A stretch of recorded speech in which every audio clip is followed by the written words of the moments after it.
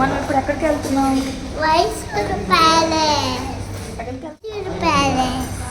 అవునా? Okay, bye చెప్పు.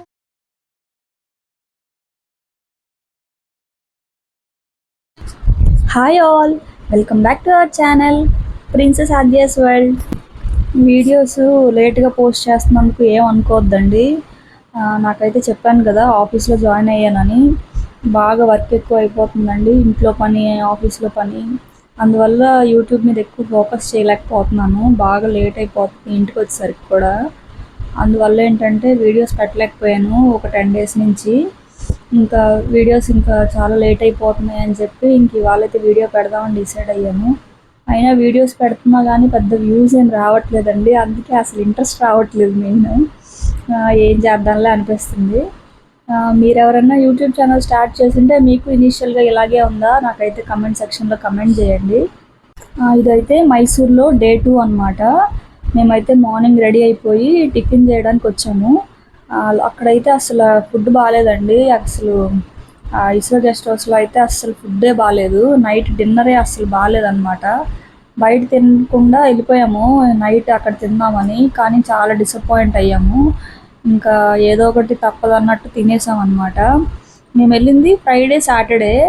ఇంకా ఫ్రైడే సాటర్డే నాన్ వెజ్ తిన్నాం కాబట్టి వెజ్తోనే ఇంకా అలాగా ఇంకా వెజ్లో ఏం వెరైటీస్ ఉంటాయని చూసుకొని ఆర్డర్ చేసుకుంటున్నాం అనమాట.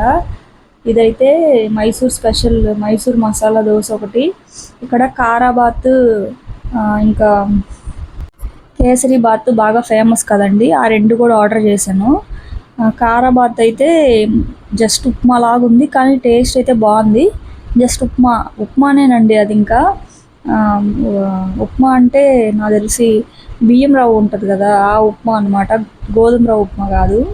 ఇంకా కేసరి బాత్ అంటే కేసరి మన అందరికి తెలిసిందే కదా, కాకపోతే వాళ్ళు ఏంటంటే లవంగాలు వేశారు ఫ్లేవర్ కోసం. ఇడ్లీ కూడా చాలా సాఫ్ట్గా చాలా బాగుంది. ఇంకా అలా బ్రేక్ఫాస్ట్ చేసేసి నెక్స్ట్ అయితే మైసూర్ ప్యాలెస్కి వెళ్దాము అని చెప్పి ఇక్కడ నుంచి స్టార్ట్ అవుతున్నాం అనమాట. ఇదైతే కస్తూరి హోటల్ అనమాట. బాగుందండి, అసలు చాలా బాగుంది. మేము అడిగాము ఆటో అతన్ని, మాకు ఇక్కడ ఏం తెలియదండి, కొంచెం మంచి హోటల్కి తీసుకెళ్ళండి, బాగా ఆకలేస్తుంది అని చెప్పాము. ఆయన అయితే ఈ కస్తూరి హోటల్ బాగా ఫేమస్ అని చెప్పి చెప్పారనమాట. ఇక్కడైతే సాల్ట్లో వీళ్ళు బియ్యం వేశారండి, చూస్తున్నారు కదా.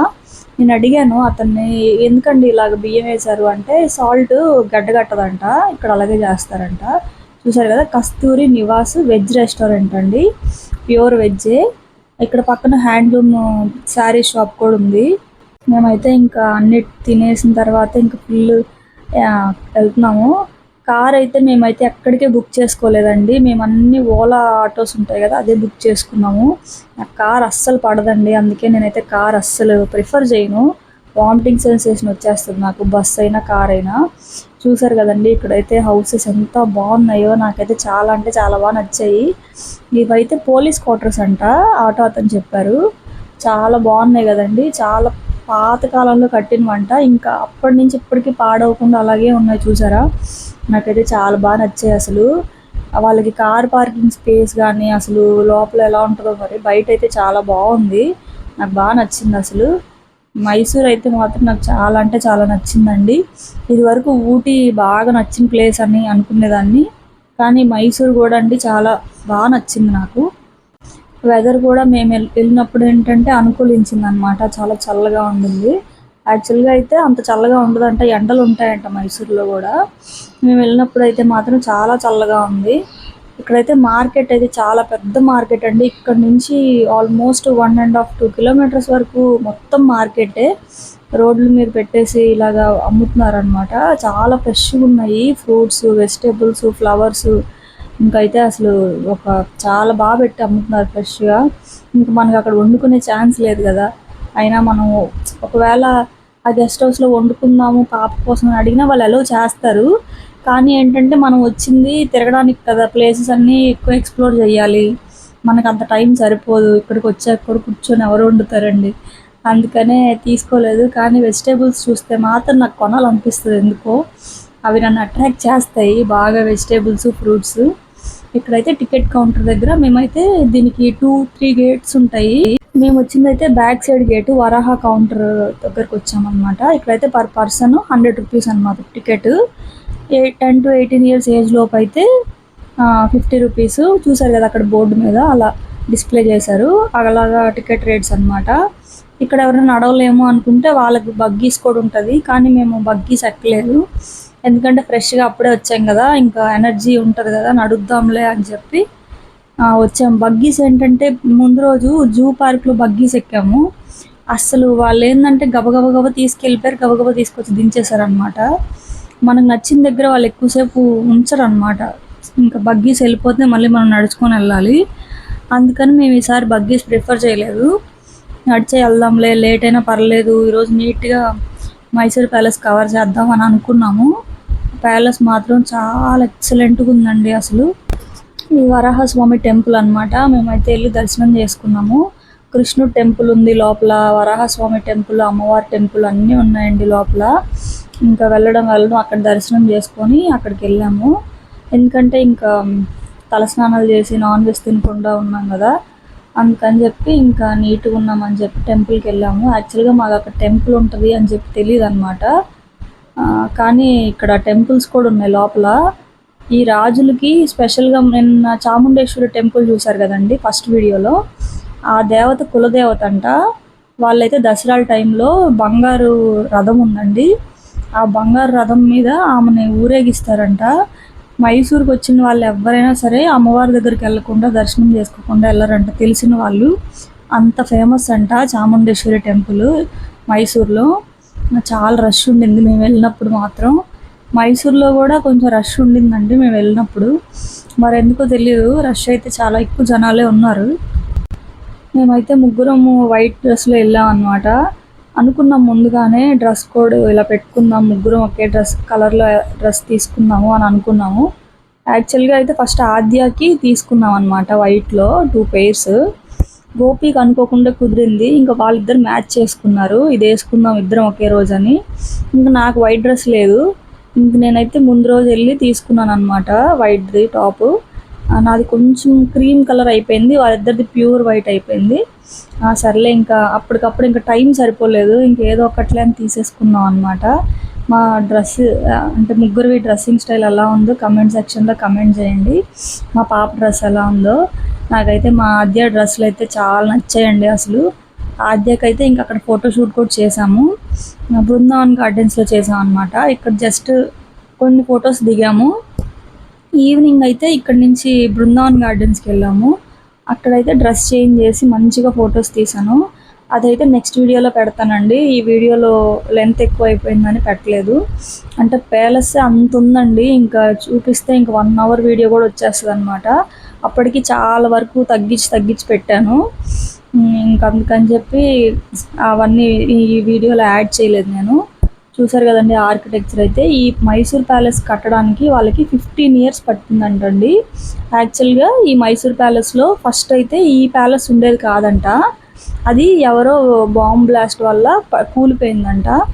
తర్వాత రాజు కన్స్ట్రక్ట్ చేశారంట. ఇక్కడ కనిపిస్తున్న ఏనుగులు ఉన్నాయి కదండి, అవైతే నిజంగా ఏనుగంట, నిజం ఏనుగు తల అంట.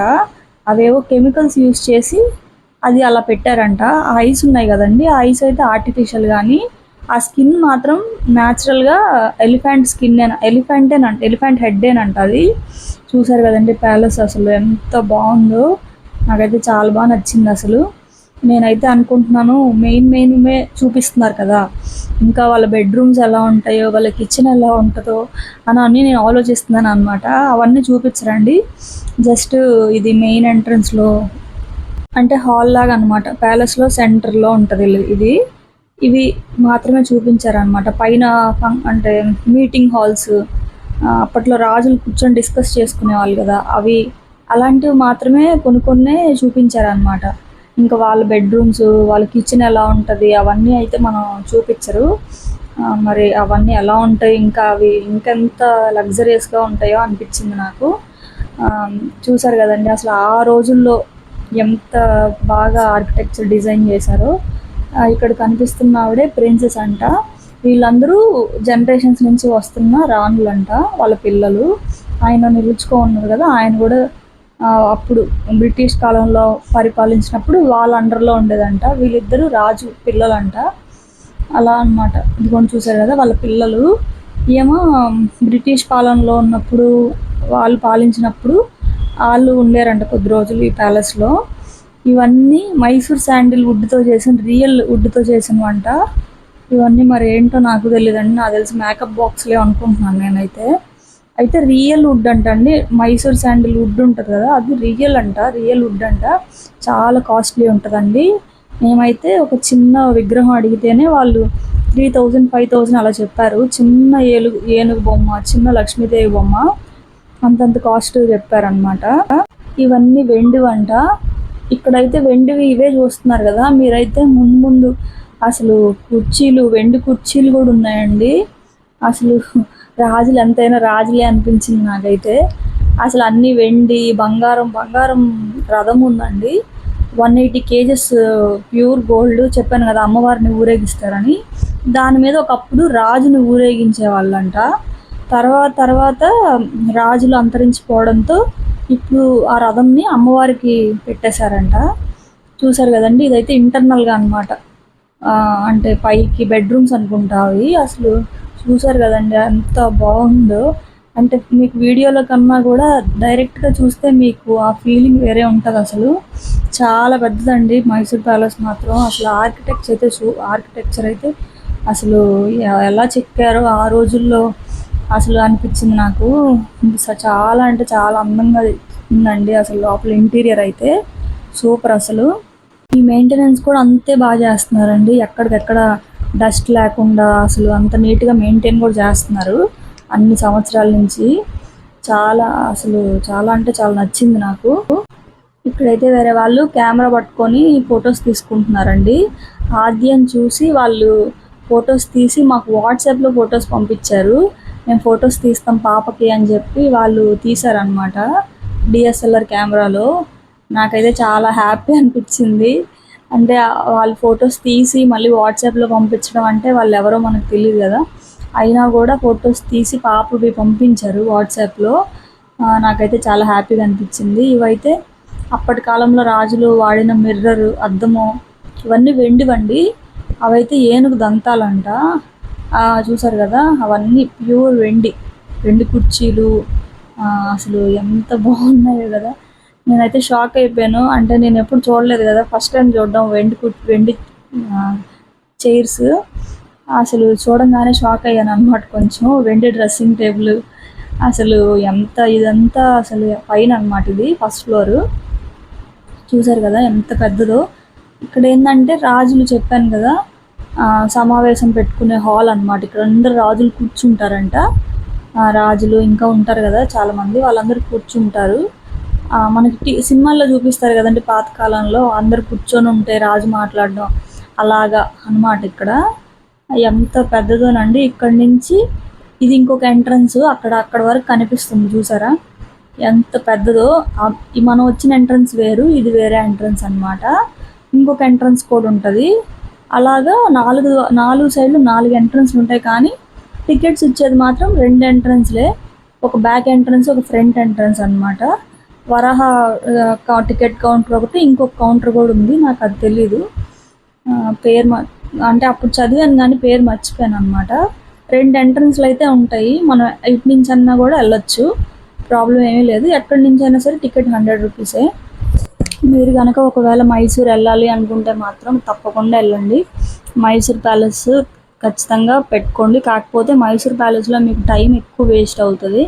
అలా కాకుండా ఒక హాఫ్ డే మైసూర్ ప్యాలెస్ పెట్టుకొని ఆ పక్కనే లేక్ వ్యూ, నేను వెళ్ళాం కదా ఆ లేక్ వ్యూ ఒకటి, మళ్ళీ వచ్చి జూ పార్క్, ఇవన్నీ కొంచెం దగ్గర అనమాట, సిటీ లిమిట్స్లో ఉంటాయి.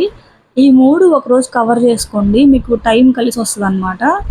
నెక్స్ట్ డే ఏంటంటే బృందావన్ గార్డెన్స్ దగ్గరికి వెళ్ళిపోతే మీకు వేణుగోపాల స్వామి టెంపుల్ ఒకటి, మళ్ళీ వచ్చి బృందావన్ గార్డెన్స్లో ఈవినింగ్ వెళ్ళండి బృందావన్ గార్డెన్స్కి. అక్కడ ఏంటంటే నైట్ లైట్ షో వేస్తారండి. అసలు చాలా అంటే చాలా ఎక్సలెంట్గా ఉంటుంది. మీరు అసలు ఎంత మంచి ఎక్స్పీరియన్స్ అంటే అంత మంచి ఎక్స్పీరియన్స్. నేను ఆద్య అయితే చాలా అంటే చాలా డ్యాన్స్ చేసింది, బాగా ఎంజాయ్ చేస్తారు పిల్లలు. తప్పకుండా మిస్ అవ్వకుండా బృందావన్ గార్డెన్స్ నైట్ వెళ్ళండి. ఈవినింగ్ 6:30 ఆ టైంకి. మీరు 5కి వెళ్ళిపోయారంటే అవన్నీ చూసుకొని మీరు ఆ లైట్ షో చూసుకొని రిటర్న్ అయిపోవచ్చు అనమాట. బస్సు ఉంటుంది. ముందు రోజు అదే మార్నింగ్ ఏమొచ్చి వేణుగోపాల స్వామి టెంపుల్ చూసుకోవచ్చు. మేమైతే ఇంకా మధ్యాహ్నం 2:30, 3 అయిపోయిందనమాట. ఇంకా ప్యాలెస్లో ఫుల్ చూసి ఇంకా వచ్చేసరికి ఆ నీరసం ఆకలి అనమాట. పొద్దున ఎప్పుడో తిన్నాం 8:30, 9కి. ఇంకా ఆకలేసేస్తుంది. 3 అయిపోయింది. ఇంకైతే మేము మళ్ళీ ఆటో అతన్ని అడిగాం అనమాట. కొన్ని వీడియోస్ కూడా చూసామండి. అంటే ఫుడ్ ఎక్కడ బాగుంటుందని చెప్పి వెజ్ ఈ సిద్ధార్థ బాగుంటుందని చెప్పారు. సరే అని చెప్పి ఇంకా వెజ్ ఆప్షన్స్ ఎత్తుక్కొని ఇంక ఇక్కడికి వచ్చామన్నమాట. ఆ ఫుడ్ అయితే పర్లేదండి, బాగానే ఉంది. కానీ పక్క రోజు నాన్ వెజ్ రెస్టారెంట్స్ కోసం ఎతికామండి. అసలు యూట్యూబ్లో అయితే ఆర్ఆర్ఆర్ రెస్టారెంట్కి ఫుల్ హైప్ ఇచ్చారు. యాక్చువల్గా నాకు అక్కడ బిర్యానీ అయితే అస్సలు నచ్చలేదు, అస్సలు బాగాలేదు.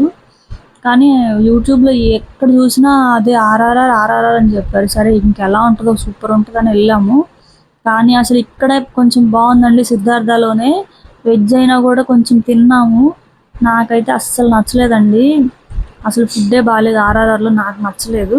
సిద్ధార్థ అయితే వెజ్ తిన్నాము ఆ రోజు. ఇదైతే పన్నీర్, చిల్లీ పన్నీర్ ఒకటి, ఇదైతే ఫ్రైడ్ రైస్ అనమాట, షెజ్వాన్ ఫ్రైడ్ రైస్. నాన్స్ తీసుకున్నాము, మష్రూమ్ కర్రీ ఒకటి తీసుకున్నాము. ఇంకా బాగున్నాయండి, ఫుడ్ మొత్తం బాగుంది. ఇంకెంత ఫుడ్ తిన్నాక స్వీట్ తినాలి కదా అని చెప్పి లాస్ట్లో గులాబ్ జామ్ ఆర్డర్ చేసాం. కానీ గులాబ్ జామ్ మాత్రం చాలా స్వీట్ ఎక్కువ అయిపోయింది, అంత బాగా అనిపించలేదు.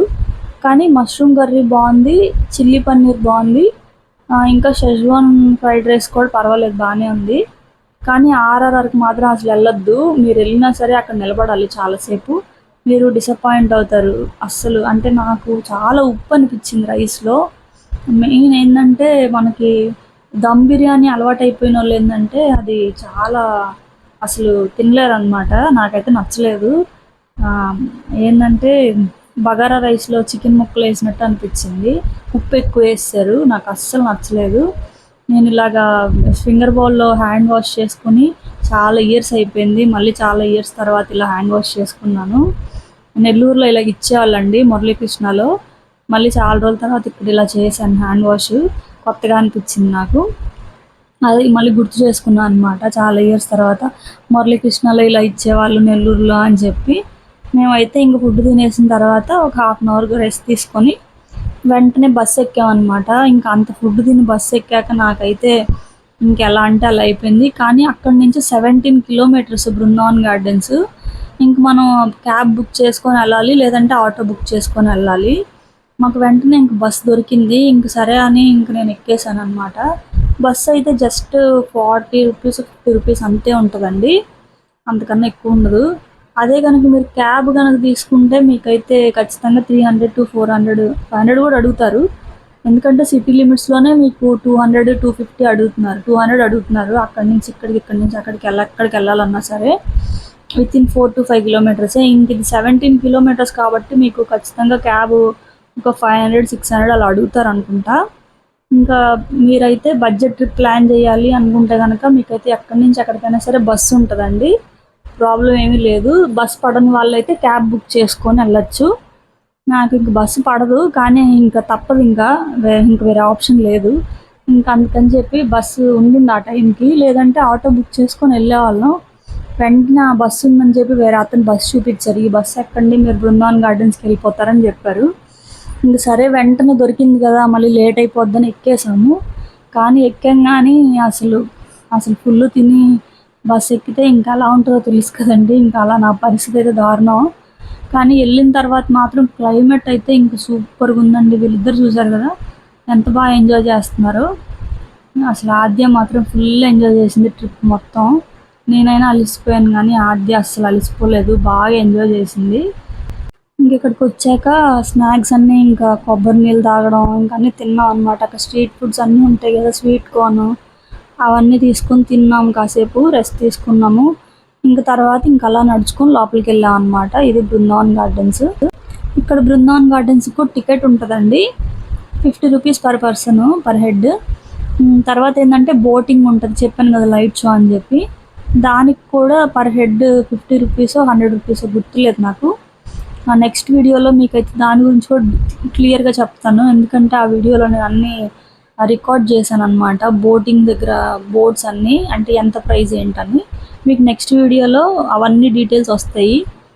మాకైతే సెకండ్ డేకి కూడా ఆల్మోస్ట్ పొద్దున్న నుంచి ఆల్మోస్ట్ ఒక 4000 దగ్గర అయిందండి ఫుడ్కి, టికెట్స్కి. ఎందుకంటే బస్సులో వచ్చాం కాబట్టి సెకండ్ డే మాకు కొంచెం ట్రావెలింగ్ ఎక్స్పెన్సెస్ తగ్గాయి. ఫుడ్ ఎక్స్పెన్సెస్ అయితే కొంచెం ఎక్కువ అయ్యాయి అనమాట. సో మాకు సెకండ్ డే కూడా 4000 రూపీస్ అయితే ఖర్చు అయింది. ఫస్ట్ డే కూడా డిఫాల్ట్గా 4000 రూపీస్ ఖర్చు అయింది.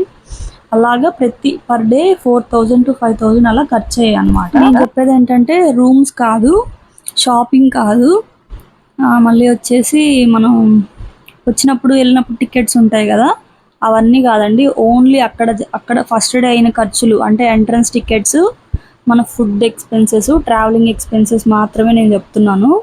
ఇంకా మీరు కనుక ప్రైవేట్ వెహికల్ మాట్లాడుకుంటే మీకు ఒక 3000 ఎక్స్ట్రానే అవుతుందని నేను అనుకుంటున్నాను. మేమైతే ఇంకా సెకండ్ డే మాత్రం బస్సు ఒక్కసారి ఎక్కాము, మిగిలిందంతా ఆటోలోనే తిరిగాము.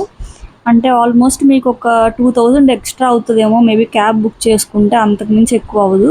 వీడియో అయితే ఇక్కడితో ఎండ్ చేస్తున్నానండి. నా వీడియోస్ మీకు నచ్చినట్టయితే ప్లీజ్ లైక్ చేయండి, షేర్ చేయండి, సబ్స్క్రైబ్ చేసుకోండి. Thank you for watching.